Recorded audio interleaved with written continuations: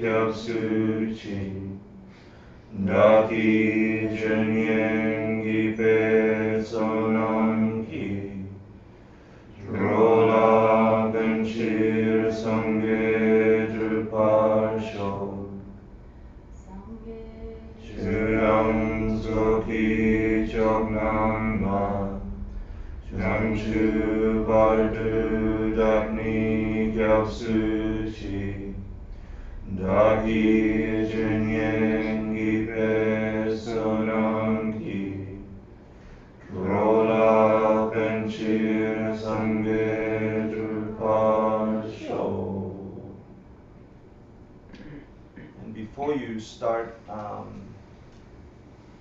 the evening, I invite you to consider why you've come. Something made you turn up. Maybe it's habit. Maybe you like someone in the class. Get their number in the break. I've got all their numbers, so if you want to get in, help you. So let's do a quick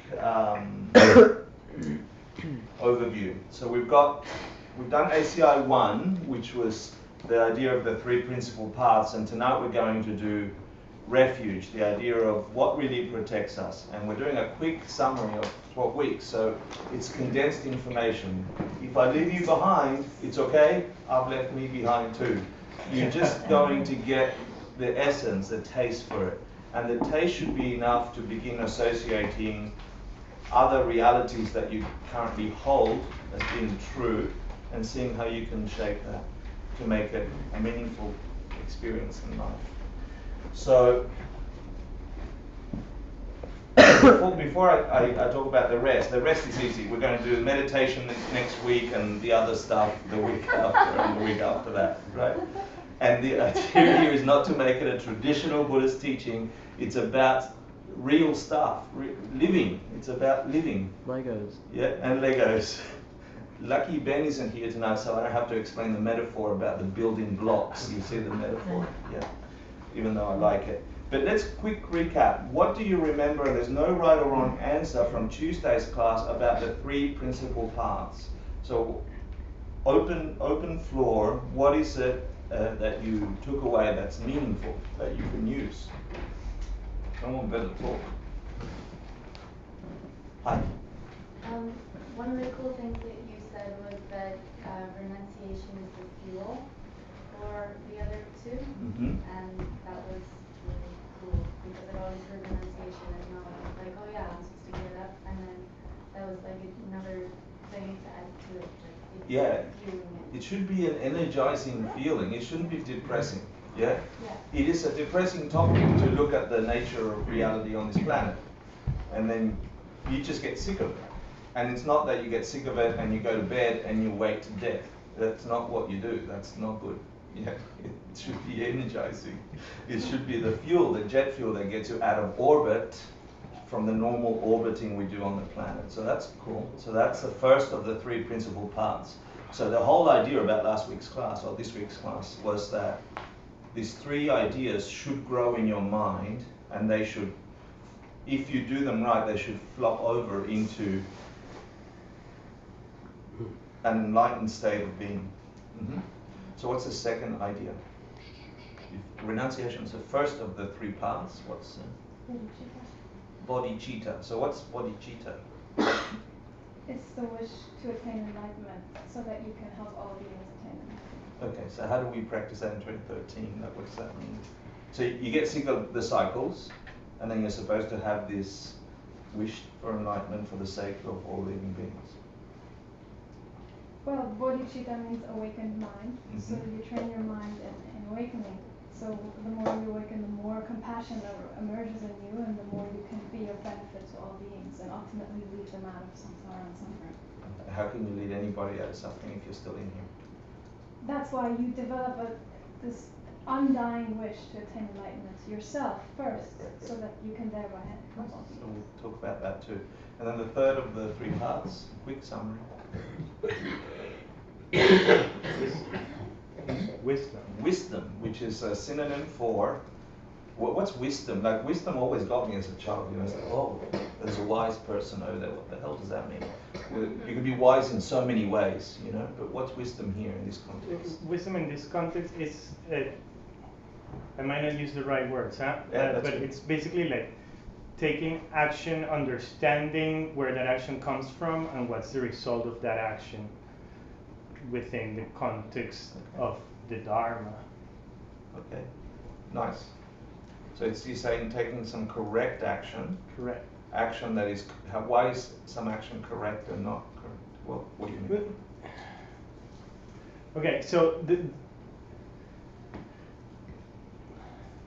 I guess the incorrect action is just taking action without really knowing what the result of that action is going to be. Thinking that the result is going to happen in the nominal reality, it's incorrect. Taking the action, understanding that it's going to affect ultimate reality and then ripen in the future is correct. I know those are not the right words. No, it's good. I want you to use your words, because although we may read texts and get teachings, the way we live them is if you internalize and drink them, and then you change the words to have meaning for you. So let's stay with that. We'll touch on that tonight as well. I only read half of the 14 verses or whatever it is on the three principal parts. So if you don't mind to review what was last week, I'll read you those now. Okay? So then we've reviewed ACI 1 last week. So all you have to do for this job is remember whatever association you had to those three principal parts. And anything else. Anyone else remember anything else? Going once, going twice, nothing? Wisdom is emptiness, though. Wisdom is emptiness. Thank you. So this was a letter from Jetsun Karpa to one of his disciples as he was far away, about to open some monasteries and needed some help. So this is the help, the entire Buddhist canon condensed in these verses. And he says, as far as I am able, I'll explain the essence of the high teachings of the victors, the path that all their holy sons commend, the entry point for the fortunate seeking freedom. Listen with a pure mind, fortunate ones who have no craving for the pleasure of life and who make leisure and fortune meaningful. They strive to turn their minds to the path that pleases the victors. There is no way to end without pure renunciation, the striving for pleasant results in the ocean of life. It is because of their hankering life as well as that beings are fettered, so seek renunciation first. Leisure and fortune are hard to find. Life is not long. Think it constantly. Stop desire for this life. Think over and over how deeds and their fruits never fail, and the cycle suffering. Stop desire for the future. When you've meditated thus and feel not even a moment's wish for the good things of cyclic life, and when you begin to think both night and day of achieving freedom, you've found renunciation. Renunciation can never bring the total bliss of matchless Buddhahood unless it's bound by the purest wish. and so the wise seek the high wish for enlightenment. They're swept along on 4 fierce river currents, chained up tight in past deeds, hard to undo, stuffed in a steel cage of grasping self, smothered in pitch-black ignorance. In a limitless round they're born, and in their births are tortured by 3 sufferings without break. Think how your mothers feel. Think what's happening to them. Try to develop the highest wish. This is about Bodhichitta. You may master renunciation and the wish, but unless you have the wisdom perceiving reality, you cannot cut the root of cyclic life. Make efforts in ways then to perceive interdependence. A person's entered into the path that pleases the Buddhas when for all objects in the cycle and beyond, he sees that cause and effect never fail, and when for him they lose all solid appearance. You've yet to realize the thought of the able as long as 2 ideas seem to you disparate: the appearance of things, infallible interdependence, and emptiness beyond taking any position. At some point they no longer alternate, they come together. Just seeing that interdependence never fails brings the realization that destroys how you hold to objects, and then your analysis with this view is complete. In addition, the appearance prevents the existence extreme, emptiness that of non-existence, and if you see how emptiness shows up in cause and effect, you will never be stolen off by extreme views. When you've grasped, as well as I have, these essential points of each of the 3 principal paths explained, then go into isolation, my son. Make mighty efforts and quickly win your ultimate wish. It is so beautiful and so condensed. So let's go on to the essence of what refuge is. If we've identified through thinking about renunciation and observing life as is, so we have a solid foundation, which was then we start looking and getting a taste for wisdom. What is this ultimate reality? Remember we talked about the 2 realities, relative truth and ultimate truth. Then what can help us, really, if all our activity here is impermanent and just, remember that monster kept taking it away in the presentation last week? It'll be back. So today we'll talk about refuge, and we'll do exactly the same thing. We'll go, why is this idea important? We'll look at some background of the text and the lineage. We'll look at the essence, and it's a little heavier than last week, so listen. And then we'll put it into practice. Any questions? Going 1, going twice, bingo. Okay. So why to know this? And you all know this story. These are just conditions of living on this planet, and we are forever. You think about it. You get sick, you go for refuge, to medicine, to all sorts of things. You call a nurse, a doctor, you think they're going to really, really help you. And you have that wish. And then sometimes they do, and sometimes they don't, but that thing can come back, and ultimately there's no helping you. Yeah, but we go for refuge, and there's nominal refuge, and that helps us. But it doesn't help remove that ultimate thing, the thing that is keeping us in cyclic life.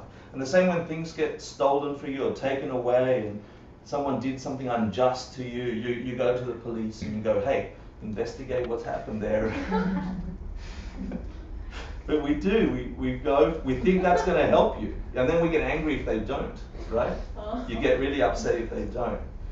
And then the same, if you feel poor and you got no money, and you know, in your whatever state is your thing, your suffering, then you think that making money, or some rich person or some sponsor, I mean, we went to Nepal, everyone's looking for a sponsor. Yeah, someone else is going to help me, And then we can do that as a country, right? When we get terrorized, or you get, the government stealing money in South America like it was, or here we got terrorism.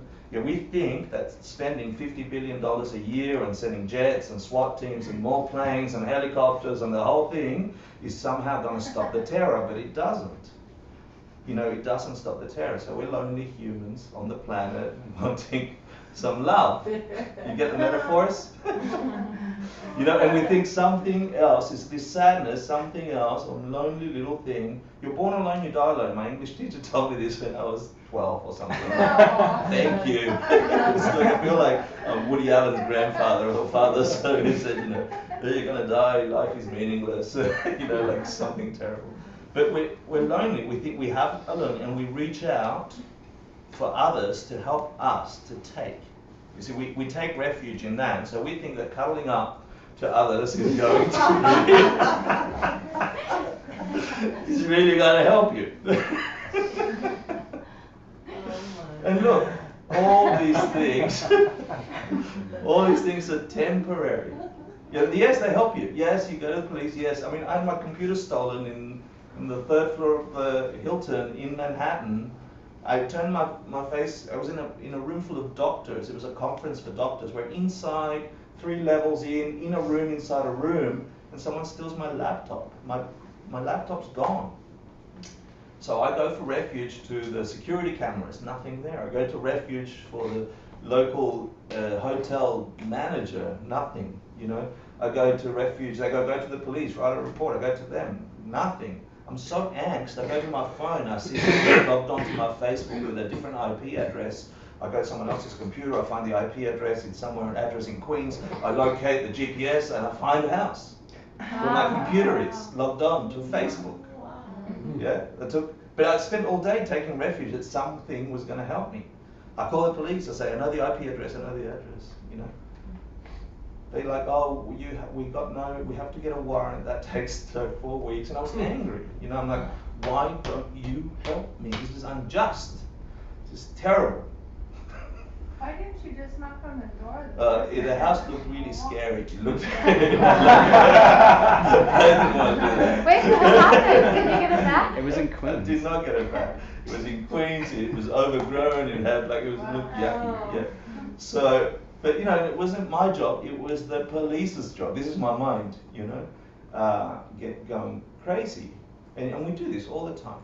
An event occurs and a whole bunch of things are stirring inside you. If you've meditated enough, you get to see that. A whole bunch of things are moving around and you look for something to point to blame or to help you to blame. Well, no. We're used to that. That's what this is. Yeah? And and it's not bad. Sometimes you're lonely and someone giving you a cuddle, sometimes will give you the ripening that it's nice, sometimes it's icky and get off me. I tell that to my brother all the time. So that's also impermanent. There's a bigger thing happening here. This is all relative stuff. That big monster, he's still here, taking all that away. Yeah? As many times as you took refuge, that thing is here. And that thing I'm calling ignorance from now on. Okay? The opposite of wisdom. That thing you just saw come up. That's the culprit. And that we'll investigate in the next few classes, but begin to think it as not an external thing to you, it's something inside of you, born with you. It is ignorance. Ignorance of not knowing really what causes him. Something caused the computer to be stolen. It might have been a doctor. It might not have been a doctor. Something caused the police not to help me when they could have. I had all the information. Yeah? Obviously, I did everything right. Why didn't I get the result? Because that wasn't the right thing to produce that result. I had ignorance about that. Yeah? So, is there anything at all that can stop these cycles of suffering? Yes, we can go and get a Band-Aid when you get cut. I'm not saying don't get a Band-Aid when you get cut. Get a Band-Aid. Sometimes they work. Sometimes you get an infection. Sometimes they have to take your leg off. Sometimes a Band-Aid is enough. Right?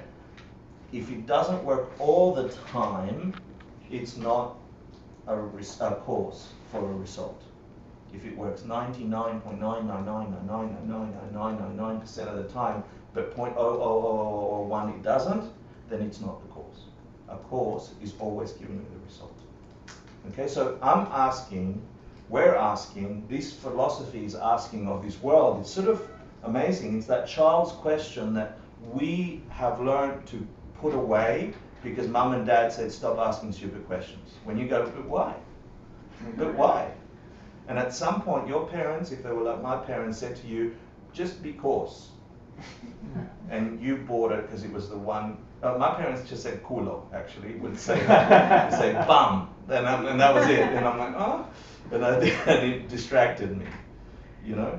But if you've grown up on this planet, and at some point you got to ask that big question, why did Auntie die? I prayed for her. Why did she die? I asked, and it didn't happen. Why did that happen? And then at some point, you don't get those answers anymore, and you're okay. And I feel we're like fleas in a jar that hit your heads on top of the lid, and at some point they take the lid off, but you still jump at that height because you got trained. We got trained. And the training wasn't just here, it was lifetimes ago as well. So I love Tibetan Buddhists, or all Buddhists, and other philosophers who just ask that question. They don't want to grow up. They don't want to listen to mum, or for me it was my local priest would tell me to shut up about what I thought were good questions. He didn't think they were great questions. Why did God make people and then drown them and then send Noah? If he knew everything, shut up.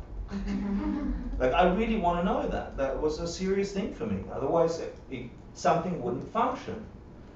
But at some point, we all adopt to a norm, say it's okay, you just smile, be happy. In Buddhist practice and in other yogi practice, we do that too. We're like, oh, meditate nicely, don't pay attention to that stuff. We're all gonna die. Okay, I'm just gonna, like, I'm happy, really I'm happy. But you've got to ask the questions. You've got to ask the questions. If you don't ask the questions, you don't get the answers. If you settle for a stupid answer, you're gonna get a stupid answer. And you're just gonna live with that uncertainty. Don't give up. And so this topic tonight asks that question.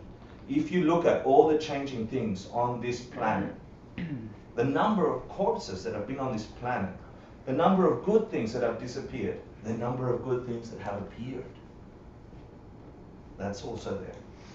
If you just look at it blankly and you want to ask why is it going away? Why is it like that? Then this class hopes to address that. Yeah, this course. It takes, 15 years in the monastery or more. We're doing it in an hour and a half. Okay, here we go. You've asked that question, right? Why? You've given up asking a bunch of those questions, right? Don't give up. When I first met Geshe Michael, I was so in awe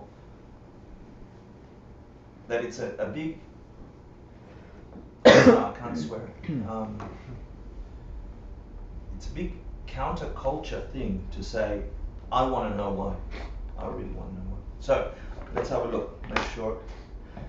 Where's all this information come from? Just to give you validity, the Buddha taught the perfection of wisdom, which is what we're going to talk about, wisdom. But not just wisdom, the perfection of wisdom. And that's called Prajnaparamita. We'll talk about that, 500 BC. You met him before. Is this visible better? Last week I had grey that wasn't visible. This time we're going, our lineage comes through Master Asanga. He wrote the book that all this information comes from is called Ornament of Realizations.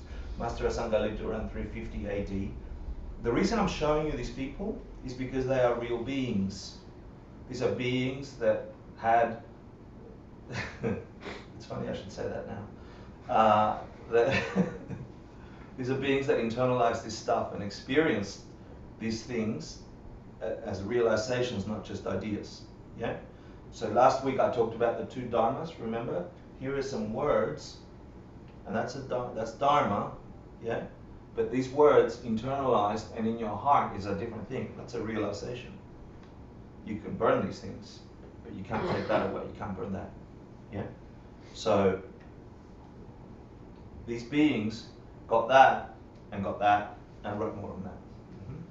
So Lord Maitreya is the dictator of this book, Ornament of Realizations on the Perfection of Wisdom, and there's a couple of there's actually one Indian commentary, which is this one, by Master Hari Bhadra, clarification of the meaning on that book, Ornament of Realizations. And then there's only one Tibetan commentary that I know of.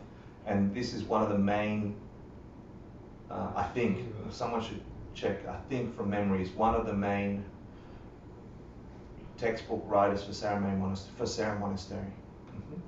So then it comes down through our lineage, Pavanka Rinpoche, Trijang Rinpoche, Geshe Michael, which we shared last week. Holy beings who have sat in a classroom, gone, oh, tell me that, I didn't know that, and then lived a life that got to produce some results. So that's that. Any questions on that? A bit of background on the text. Prajnaparamita is that guy that we met last week on wisdom, perfection of wisdom. So these are works on the perfection of wisdom. The Buddha taught it for about 51 years in all the sutras and some of the secret teachings. He didn't teach it on the first round. He taught it on all subsequent rounds of teachings. The majority of those original works taught by the Buddha, the original sutras, are missing and gone.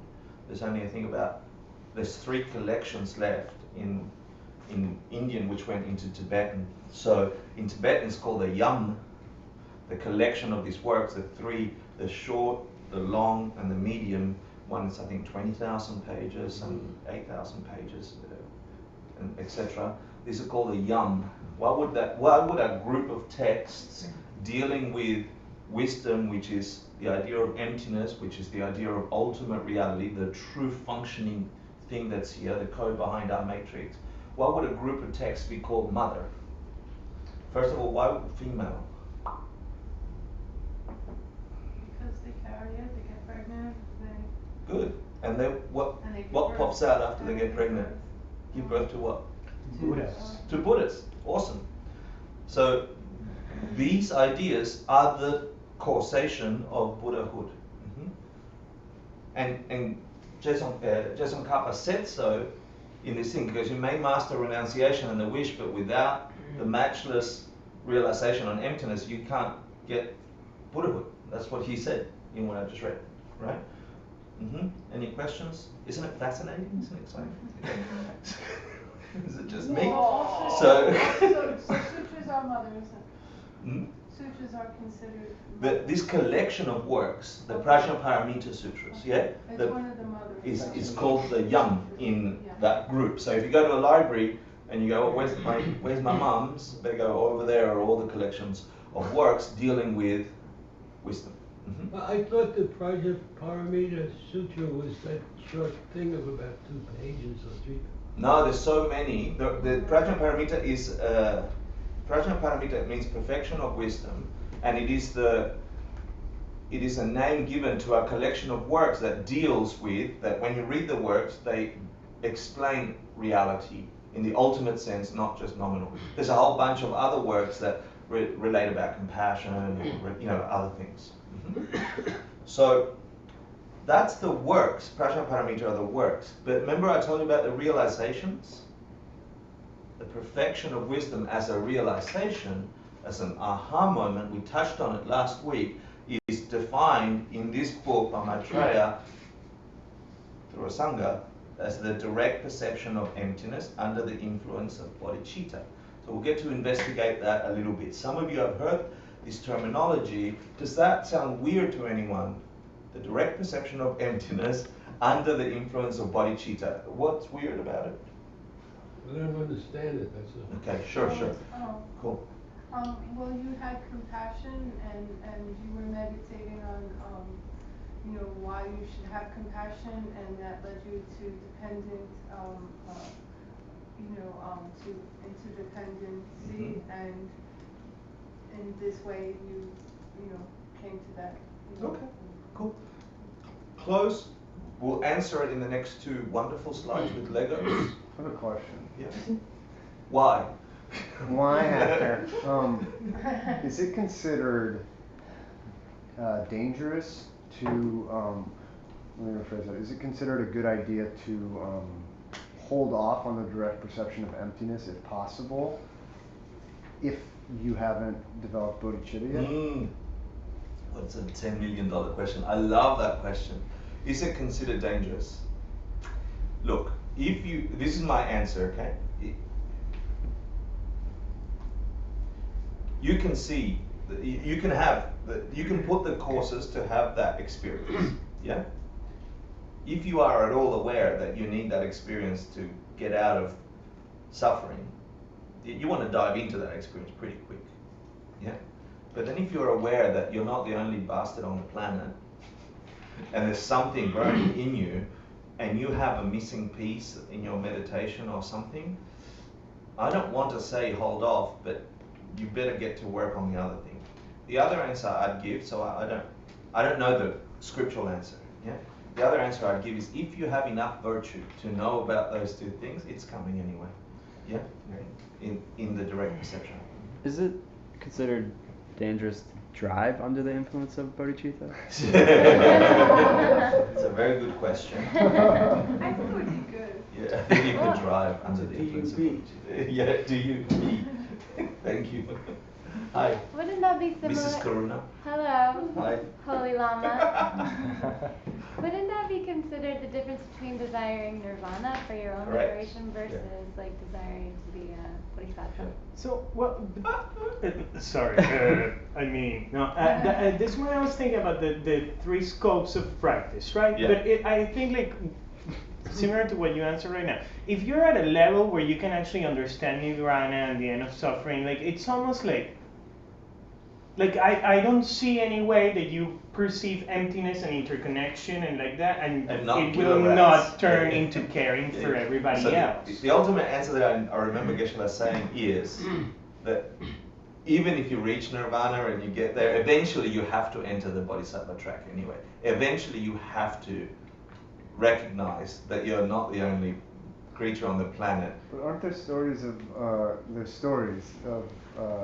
bodhisattvas coming to shake these nirvana beings because they've lived, they're just so blissed out. Yeah. You know, and that's, if that's true, then that's a real danger if you at least have the aspiration to have the aspiration. Yeah. If you're in this class and you've heard these ideas already, you're in. You have some seed for it, so I wouldn't worry too much. The bottom line is study both, yeah, to the best degree, internalize both. That's the practical answer, yeah. And if you find it so I'll give you a personal example, not in the scriptures.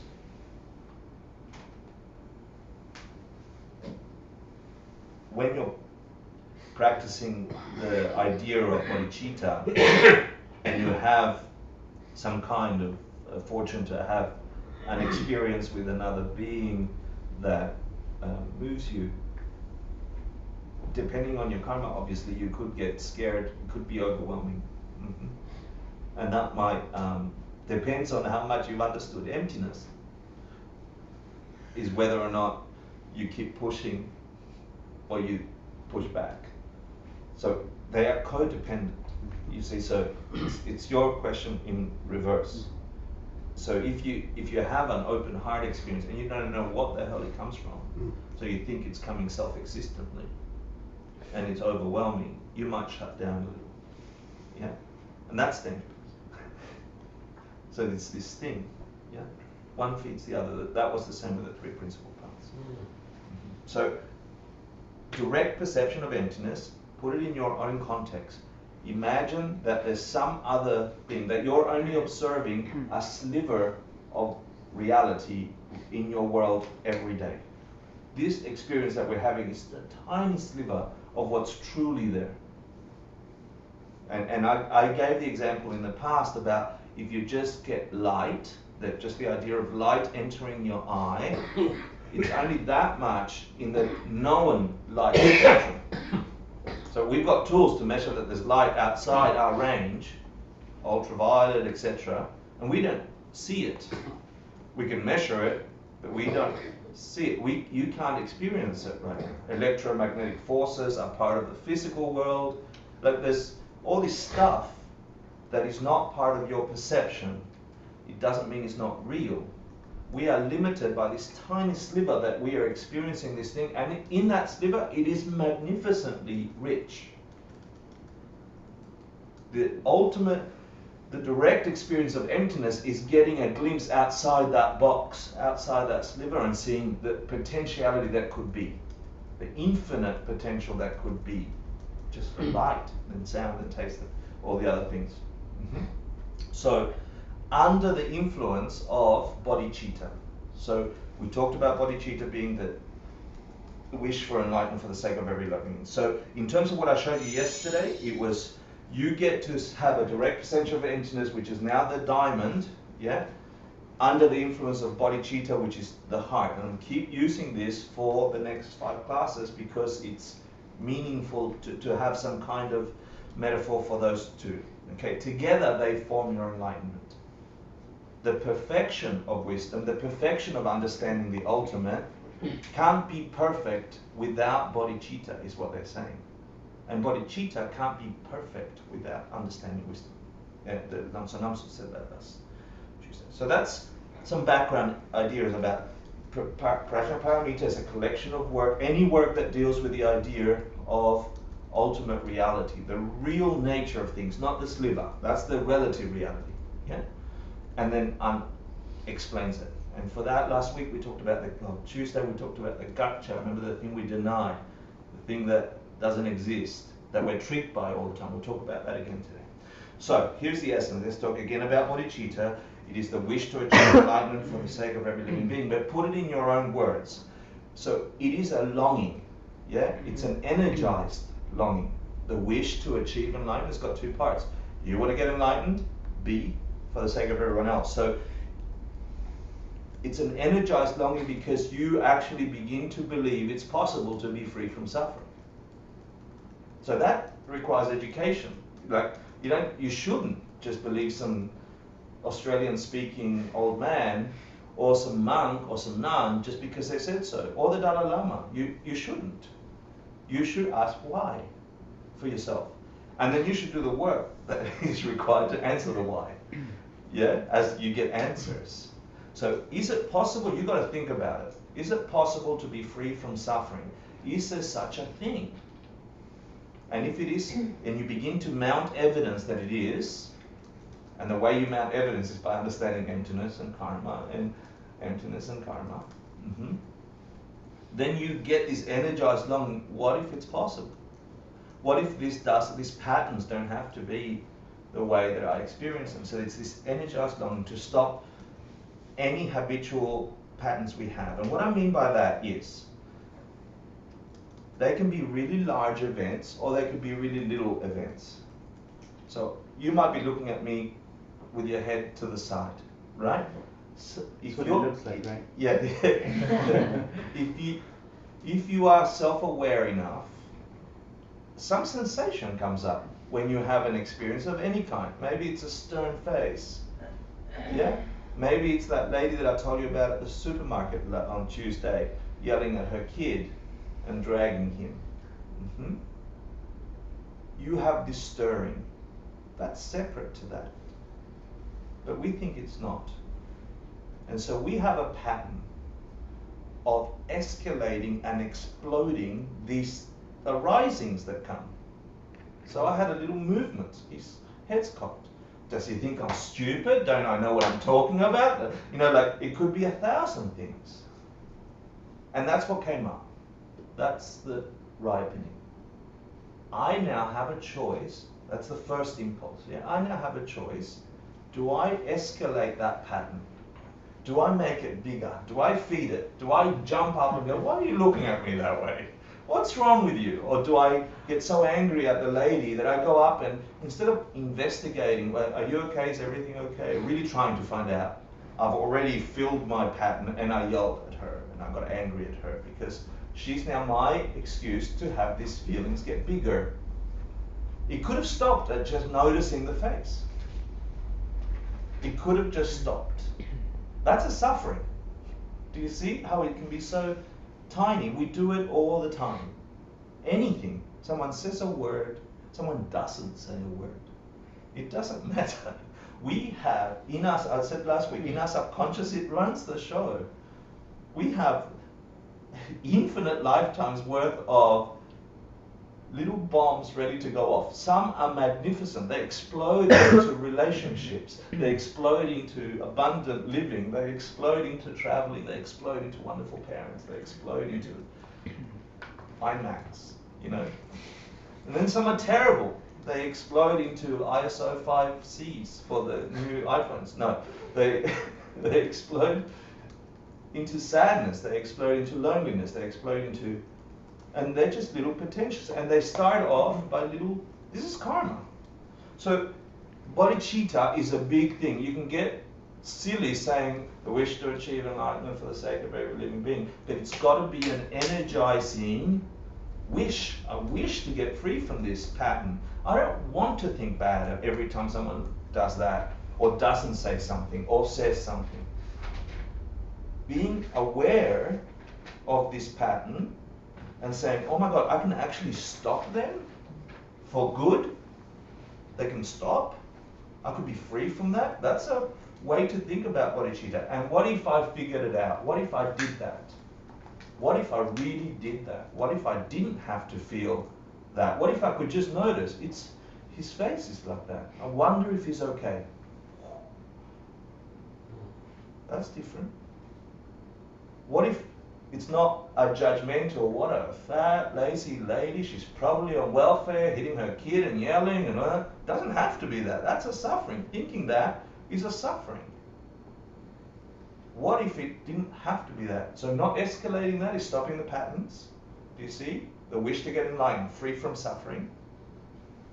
Not just for yourself though. Because if you see her suffering, or if you think he's suffering, why not want them to be happy? Just like you. So bodhicitta is not some far out idea. It could personal, practical, energizing, exciting, playful, beautiful thing.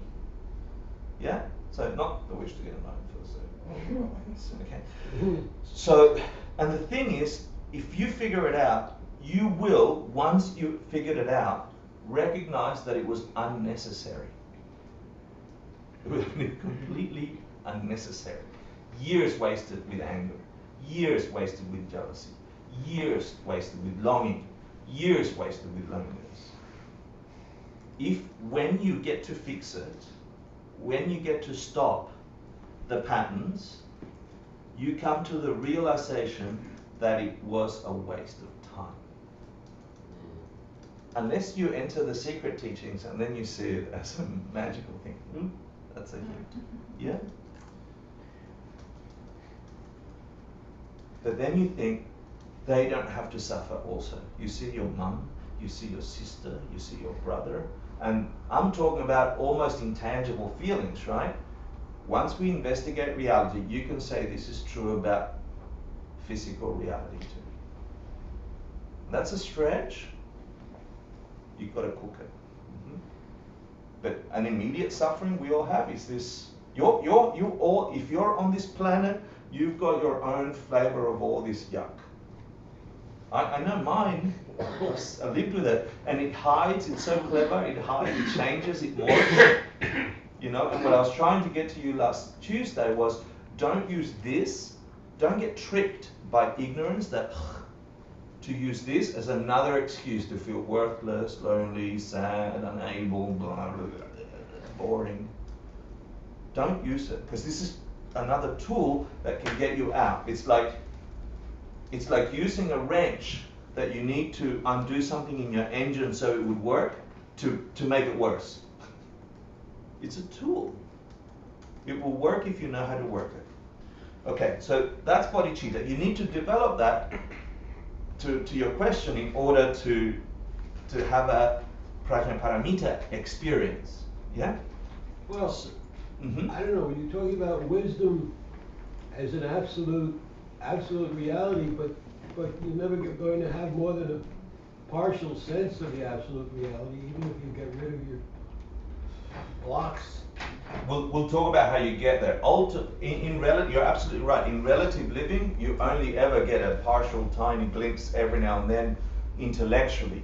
We're talking about what do you need to do to have a direct, ultimate experience of that? And that, what the Buddha had. How do you get to have what the Buddha had? How do you get to do what Pabonka Rinpoche had, or if you believe that? Or how do you get to do what Christ had, or something like that? A direct experience of the divine. You need to see like the way things fit together rather than the way the world fits together. You mean to go beyond the physical world and to see the way. Yeah, I'll talk about it in just a second. But it's in essence, it's beyond just walking around and figuring things out intellectually. It's like, I'll give you a preview. It's about quietening your mind slowing, that's why the practice of meditation is important, and observing all those movements that I told you about, but in a more, entering your subtle mind and seeing how that is actually the creator of your world. But we'll get to that in a second. Yeah, we'll get back to wisdom. So if you see I'm alternating between bodhicitta and wisdom before we even get to the point of refuge. Because if going for refuge, really seeking refuge in anything, if you don't know how things work, just like you're grabbing at anything. So we're investigating wisdom, the nature of how things work, and according to this text and this philosophy, you have to develop some kind of wish to help others too. Yeah, so it's saying you've got to do that. So 2 types of that wish to achieve enlightenment and for the sake of all living beings. And one is in the form of a prayer, and one is in the form of action. And there are ceremonies that people do. They take vows for these things. And it's basically saying, I believe that enough. I believe that I can have this energizing longing to stop my patterns of hurt. So I can, if I figure it out, I can help people who I see doing the same thing. It's about getting that and wishing that, thinking that all the time. That's not having it. Thinking it is not having it. Do you understand? Yeah? So it's about thinking like a bodhisattva, which is someone who has bodhicitta, and then is being able to act like one. So that second was the form of action. You actually begin to take actions as if you were a bodhisattva until you become one. As if you had bodhicitta until you have it. So there's 2 forms. And then there's another division. And this is the form in its deceptive and its ultimate. And what this means is you and me on this planet are walking around helping each other, saying, oh, I wish you didn't have to hurt. Yeah, I see you in deceptive reality. I don't see you in ultimate reality. I'm in deceptive reality.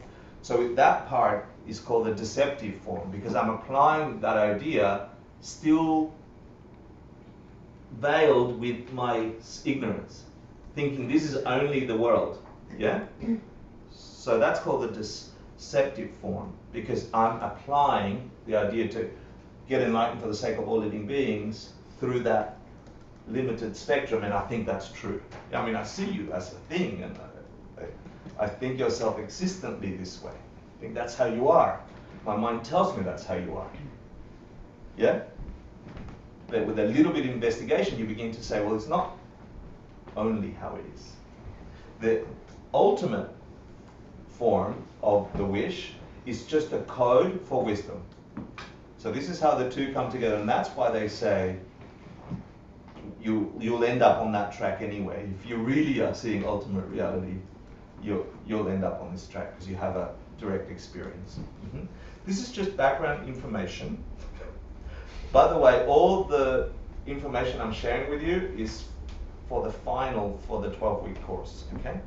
So let's talk a little bit about refuge and the objects of refuge, which is the core of the class. Any questions so far? Going once, going, I feel like you're all very quiet. Is it hot? Is it cold? We're intently listening to all your wisdom. Thank you very much. Yeah, I made it up. No, so I did not. Nothing of this is mine. Yeah? Well, the Lego figures are yours, right? The Lego figures are not mine either. The internet, the unlawful action. So, refuge is the terrible karma. I know. Not it. I credited some people. Yeah. I actually took all these figures. No, I didn't. So the refuge, just think about refuge. We go to refuge all the time, right? Refuge is that state, this is the technical definition in the texts, the state of mind which of its own accord, yeah, you put all your hopes into some other object to assist you. So first, it requires you to be hurting or afraid of something or longing for something, and then instantly, of its own accord, your mind goes to something and says, that's going to help it. Yeah? That's refuge. And we do that for all nominal things, and we do that for real things. But we don't know. It's like, I've got a headache, and you don't know that aspirin is supposed to help you with the headache. So you eat a cup. You know? It's like, oh, that didn't work, and so I better eat a road. Like, I've got a headache. We go for refuge to things that don't have the result we intended. So, just so you know, that's refuge. We go to refuge.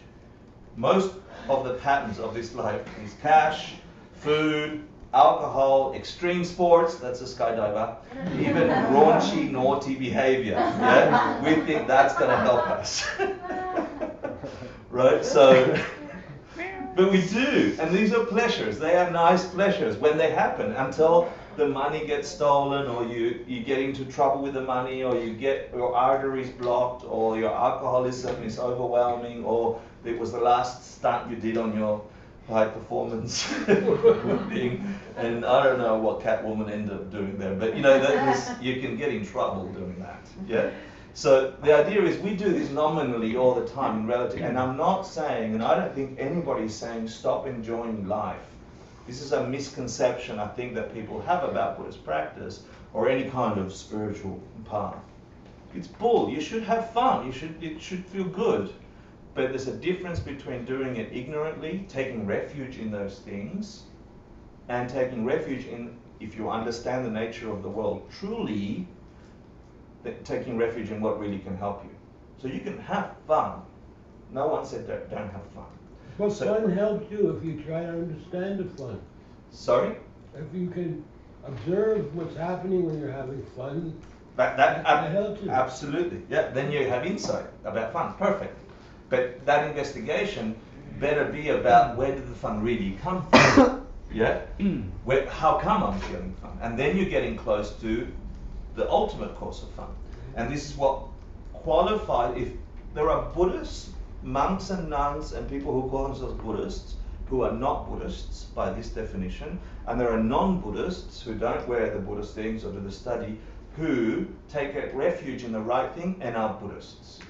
And Buddhists take refuge in three things. You are sitting in it. It's called the three jewels. Okay? The three jewels are the things that Buddhists take refuge in. So when things go wrong, when things go right, your mind of its own accord goes and says, it's because of this. It goes for the aspirin, it doesn't go for the cup. Yeah? It goes to the correct thing to help associate that experience rather than the mistaken thing. Does that make sense? It wasn't money that gave you pleasure. That was the vehicle. But where did it really come from? So, refuge in the Buddhist sense is traditionally, so I'm going to give you a couple of levels, right? A Buddhist refuge is the three jewels. The Buddha, which is the historical being or an enlightened being. The Dharma jewel, the Buddha jewel, the Dharma jewel, which is the teachings of the Buddha, the texts, these ideas in both forms, which are the written or the experience, and the Sangha jewel, which is the community of traditionally known as monks and nuns. Yeah, that's one level of understanding. That's what Westerners understand to be the three jewels.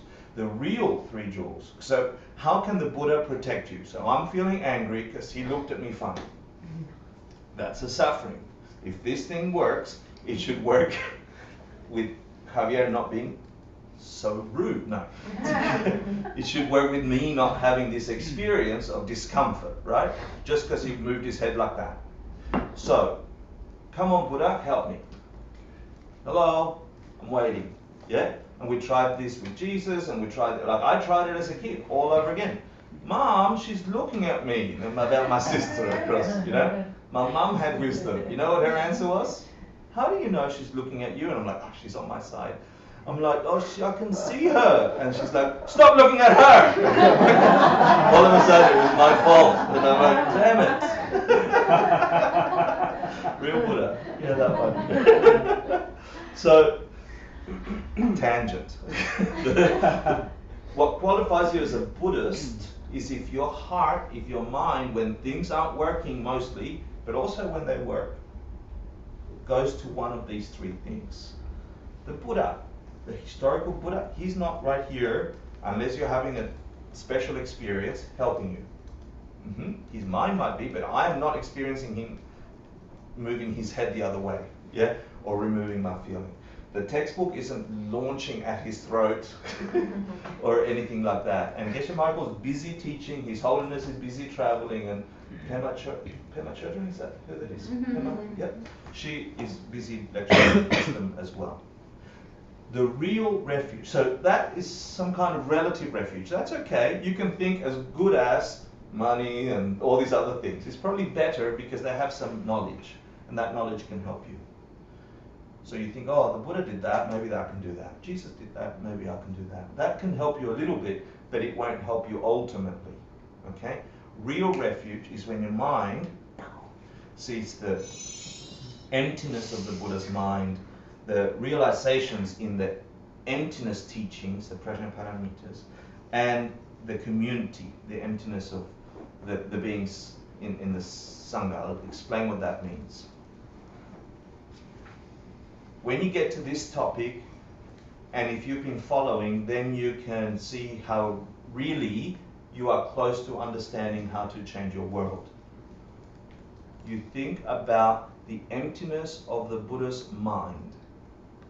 This is the Buddha jewel. The mind of a Buddha, of an enlightened being, is perceiving its world, just like my mind is perceiving its world. Wisdom says that it's empty of having a nature of its own. There's nothing in that mind from its own side that is enlightened.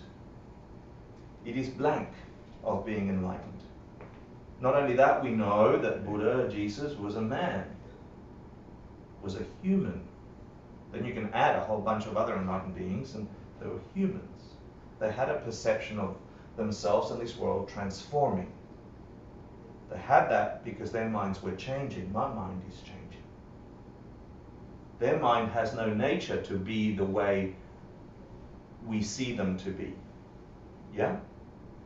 My mind has no nature. My mind is also empty of nature. It does not have to be this kind of Hector. It does not have to be this kind of me. I know because I wasn't always like this. Unless you were born that way. That was a joke. That emptiness of the understanding that the Buddha's mind has no nature, and his self-perception and the perception of others is that that mind is now completely free from suffering, qualifies your mind, which also is empty of having a nature of its own, for being just producing the right, coursing it with the right things will produce the same result. This can help you, really. Do you get that? Can you say it again? Yeah? Does that mean just dropping the karma, or does it mean something? No, it's because of karma. The implication is heavy. Because of karma. If the mind of the Buddha is just like your mind is mind, perception, moment to moment. Your mind is my mind, your mind is the same. You just have an experience of it being yours, and I have mine being mine. All right, when I'm talking about, when I say karma, I meant the habitual pattern. Yeah, no, that's what I mean. The Buddha has now, the mind is empty of having any nature of its own. Because if it had a nature of its own, it must always be perceived by everyone as having been that always. It would be an unchanging thing. That's a gotcha. The mind is a changing thing. Something is forcing that mind to be perceived as enlightened from its own perspective and from those around him perspective. But it has no nature from its own side. It is blank. So think of it as a blank screen. Then what the hell is forcing that mind and others' minds to say that thing is free from suffering, is enlightened? Karma. It's what you said. Karma. It's not a choice. I wish I saw this person enlightened. You have no choice when you are perceiving yourself to have an experience. You have no choice. The choice was made a long time ago when you planted the karmas. Just like when I looked at Javier's face shifted, I had zero choice about that movement inside of me that said, why doesn't he like me? Or I'm uncomfortable. And then my second thought was, he doesn't like me. Let it go. That's let it go, correct. No, and it can, but this is the thing. The suffering is, you could let it go. but something in that karma wants to grow. And so I say something stupid, which just plants more stuff for me to see more of that, which then makes me plant more stuff to see. And that's what we're trapped in. That's the cycle. That's the suffering. So the emptiness of the Buddha's mind, blank, doesn't have to be perceived the way we're perceiving it, or from his own perspective, the way he's perceiving it. But something is forcing it, karma. Immaculate, pure, perfect goodness. Even so, there's people who don't perceive the Buddha like that. Correct, which proves his emptiness, yeah? So you're saying there's innate karma, which is absolute, and there's personal karma, which is... No, I'm not. that's All of the it is same. perceptual. We'll get there in a second, yeah? Your mind is exactly the same. It has no nature of its own. You know, because you think you're doing a kindness, and then Hector's yelling at you for being, because they're perceiving you to be angry. It's so unjust. Yeah? So your mind is also empty, just like the Buddha's mind. So if you could figure out what produced that experience to be enlightened, your mind could equally have that same experience. In that fact, that's refuge. Because that can actually help you. You don't have to be the way you don't have to perceive your mind the way you're perceiving your mind. Instead of saying it has no nature, could you say it is ever-changing nature? The no kind of confuses me. It's a negation. And then we'll get to the double negation soon, so that maybe that will unconfuse you.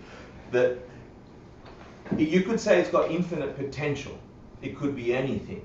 How's that? It could be anything. The blankness could be anything, but it's specifically perceived or experienced as this. Why? What's forcing the projections? What's forcing that experience? Out of all the 1,000 million things I could perceive about a cocked head, why that one? Yeah?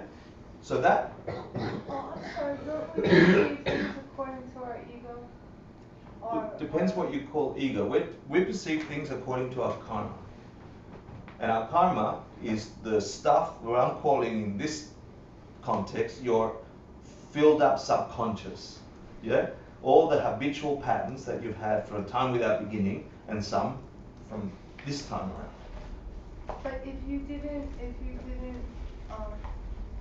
perceive yourself as like this person with their particular personality and whatnot, you wouldn't be upset about people cocking their head and things like that. Correct. But that's mine. And then another person looks at the same person with a cocked head and they don't have the same response. That's mine and that's theirs. It's not coming from that. It's coming from my mind. It's coming from their mind. Does that make sense? Yeah. Yeah. So we got to the first of the 3 jewels. Is that okay so far? Yeah. The second one's the same. Ready? It's just that understanding. It's just the understanding that things don't have a nature. That's the highest of dharmas. That have infinite potential. That the cocked head could mean, oh, how sweet. Doesn't have to be how angry.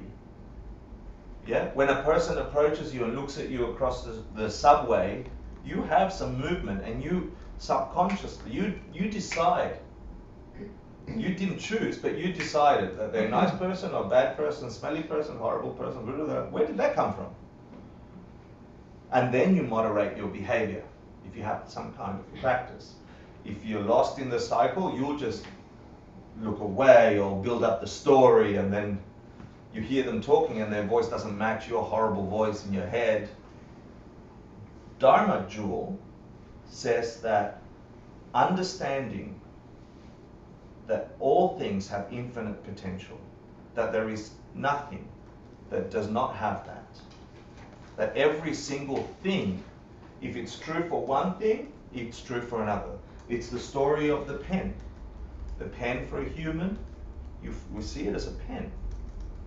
You put it to a puppy dog, it's a chew toy. It's equal rights here. Both minds are perceiving an object. That object does not have penness or chewable toyness coming from it. Where are those labels coming from? Where are those ideas coming? Why is the dog instant response, the first thought to go and bite at that thing? Its mind is forcing on that data to say chewable object. It's its karma, it's its auto response. Humans, we have a collective karma that says that's a pen. And so we call it a pen. There's nothing in the pen. There's nothing in the object that is pen. When all humans leave and all dogs leave and you leave the object there, what is it? What is it? And we think it's still a pen. That's thinking it has that nature in its own self. So the understanding that if that's true for that, then it's true for everything, including your perception of your own mind, including this world, including happiness, including death, then it is real protection. You can exit the cycle if things are empty, if they have an infinite potential. They could be anything.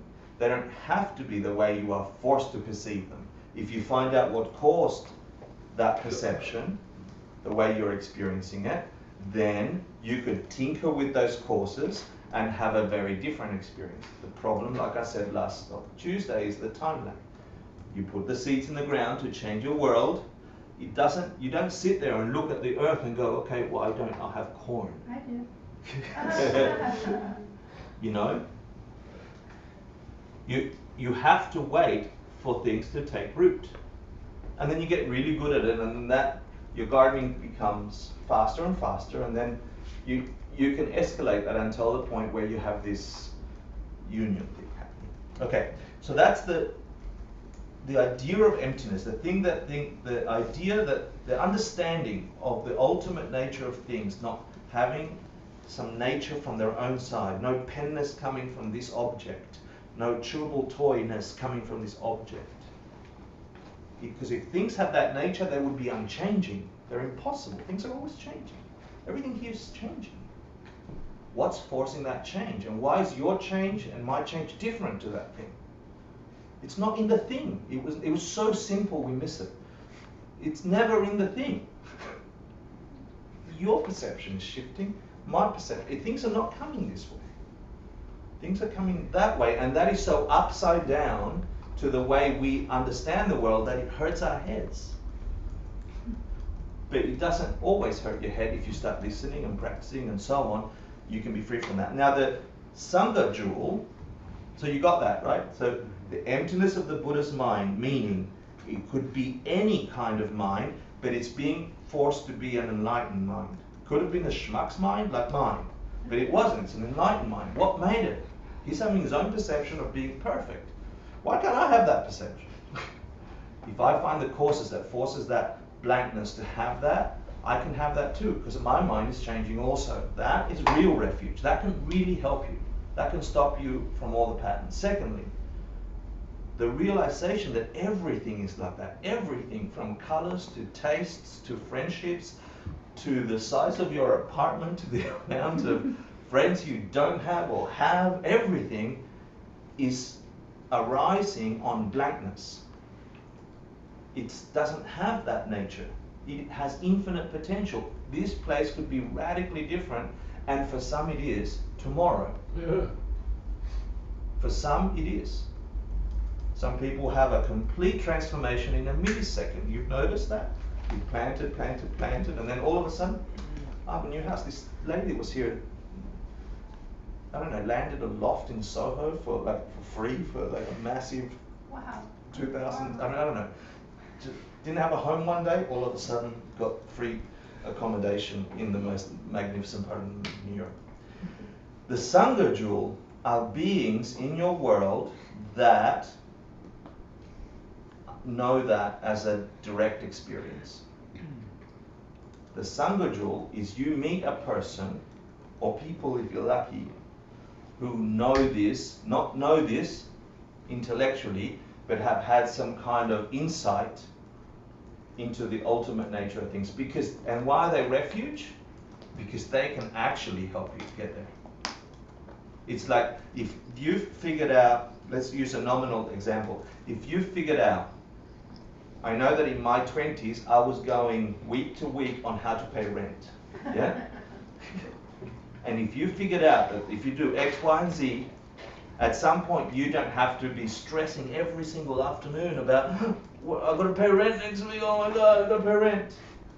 At some point you figure some things out and that stress disappears. Completely. It's gone, because you know if you do this or that, you've got 2 or 3 months in advance, it's all organized, and do that. Eventually you buy a house, there's no rent, rent disappears. It's possible, people do it.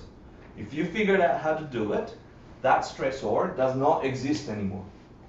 For these ideas, for the ultimate idea, for real help, if there are beings on this planet that have figured this out, then you seek them out. They've had this realization. They are real help. They are refuge. Does that make sense? So this is what I meant by sometimes you could be a Buddhist and do all the right Buddhist things and not really take refuge in these ideas. So I'll give you a practical example. You meet somebody that you don't like. Oh, I'm going to choose you now. Yeah. She's a boxer, so she's probably going to kick me. And I'm sure that it's her fault. Yeah, whatever it is that I'm feeling, it's her fault. It's not mine. This is how we operate all the time. Mm-hmm. When a bad thing, even if she says a bad thing to me, even if she says, I actually disagree with you, Hector, you're an idiot. Even if she says, you're an idiot. The words, you are an idiot, the sounds, you're an idiot, you're an idiot. Those sounds don't carry inside of them the hurt that I could possibly feel. They don't exist in that. Not only that, they don't exist in her. She didn't grab the vocal cords and stuff in there, I hate you so much, yeah, and then they came out and they landed on me and they stuck on me, I hate you so much, and then I felt it. That doesn't happen, but we think that happens. That is ignorance. That is that is what destroys our world. When that situation happens and I've got a hurt feeling, I reverse my world, and it takes so much effort at the beginning. I go to shelter, I go to refuge, to the fact that there is no nature in those words. In the, I heard you. There's nothing in that, and nothing touched it, and she didn't stuff it with anything. Yeah?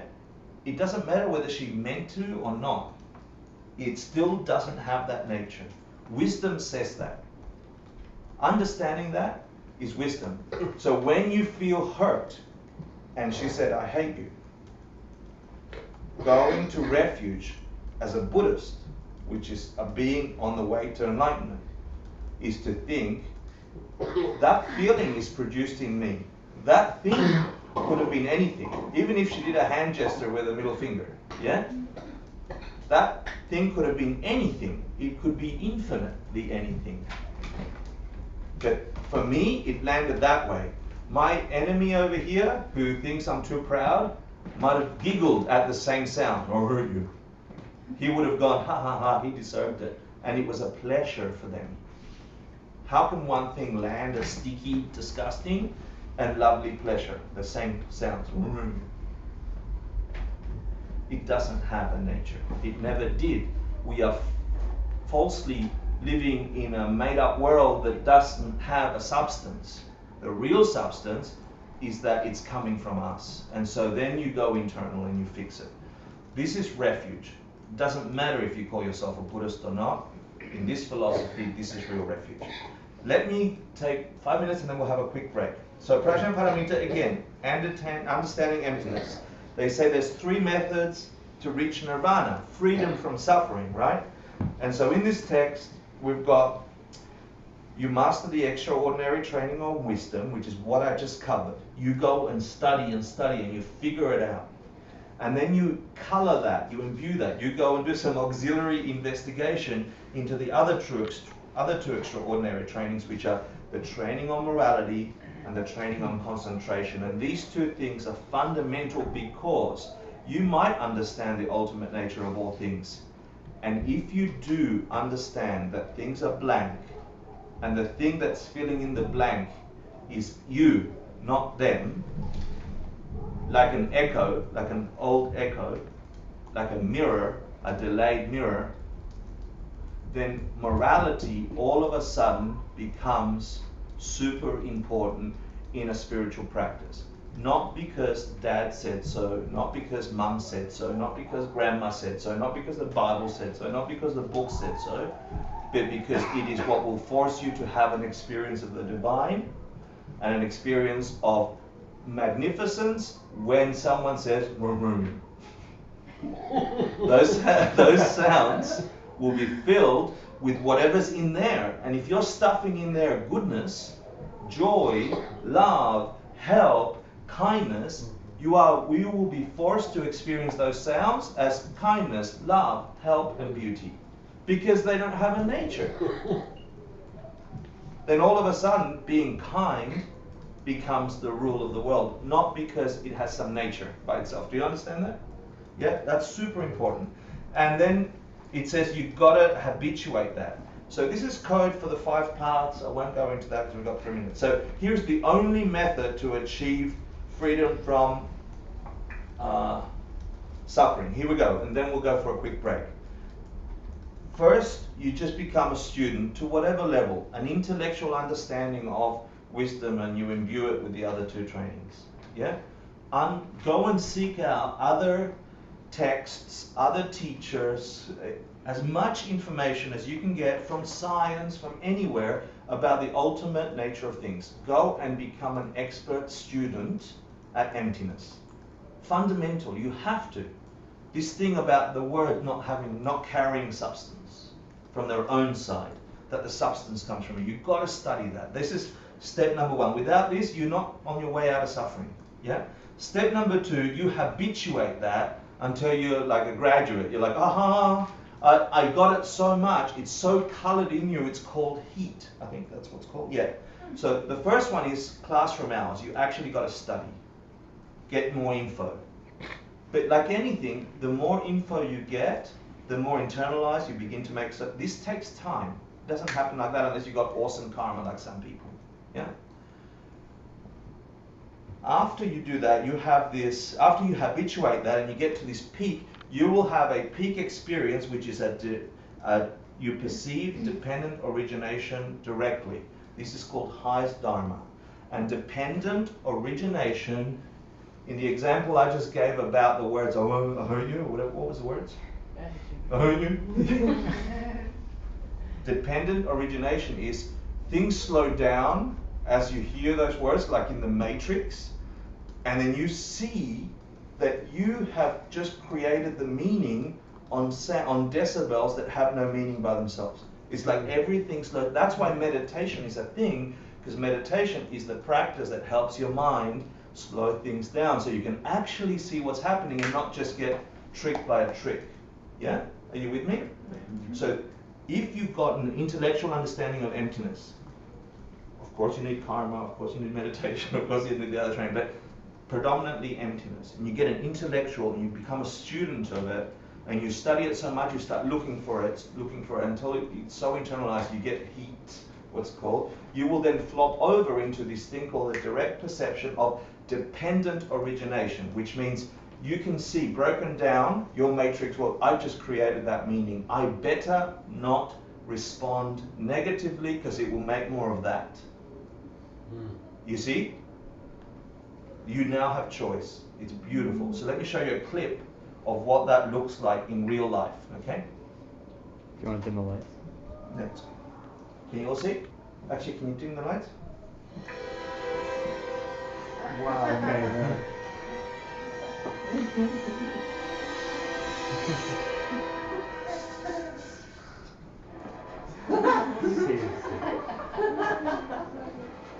You're a movie producer.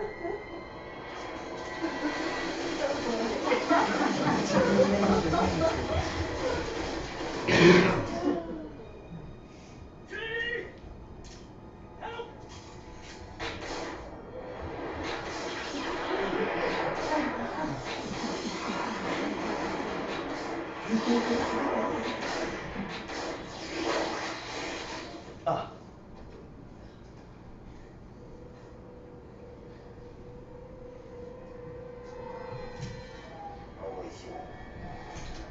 Dodge this. So you get, oh, thank you. What that means is, no, I didn't do any of that. Yeah, I didn't do any of that. The credit goes to. It's like stop motion. So, but what I like about that film and what I like about that clip is that this is the first time that he sees that he has some control over that ultimate world, the real world. He's been operating in the fake world, and at this point in the movie, more so when he stops the bullets, at this point in the movie, he can see that things have slowed down so much, he can see where things really, that there is something else happening here. So For that those of is- you- sorry, that would be the metaphor for dependent origination. That's when what I'm he saying. stops the bullet would be the direct perception. Section of emptiness, because then things fall over. Yeah, that's what I would say. Hold on a sec. Note also that, for those of you who like metaphors, that there's an angelic woman that helps him, a yum, yeah, a female that helps him when the thing about to destroy him, his mental affliction, says you're only human, trying to force you to say you are just human, yeah. And then she comes, wisdom comes, and blows their heads off, yeah, which is lovely. So, in the most Buddhist of senses, yeah, yeah. Her name's Trinity. Ah, right, her name is Trinity. It's Ah, that amazing. too. I didn't even notice. Yeah. So with that, let's take a quick break, and then well, I'll show this. After you have that experience, you must go and meditate. And in meditation, if you've got that practice, habituated that practice, then you can have a direct experience of the ultimate. Not until then. Okay? You must have those two prerequisites. Enjoy. I'll see you in about 10 minutes. Okay. Thank you.